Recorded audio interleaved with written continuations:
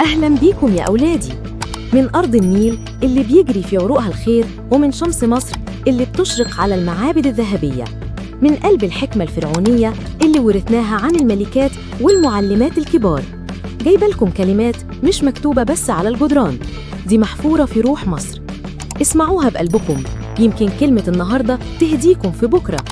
وما تنسوش تشتركوا في القناة وتفعلوا الجرس علشان توصلكم دايما حكايتنا وحكمتنا. يا بنتي، ما تنبهريش ببريق الذهب، القلوب الطيبة أغلى. اللي يحبك علشان روحك عمره ما يسيبك علشان شكلك.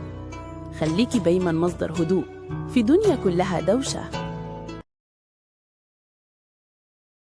الملكة تيي. مين هي الملكة تيي؟ الملكة تيي كانت زوجة الفرعون أمنحتب الثالث وأم الملك أخناتون. كانت ست قوية ذكية ومحبوبة، ورأيها كان مهم جدا حتى في السياسة والدين. رغم إنها مش من عيلة ملكية، لكنها بقت من أعظم ملكات مصر الفرعونية.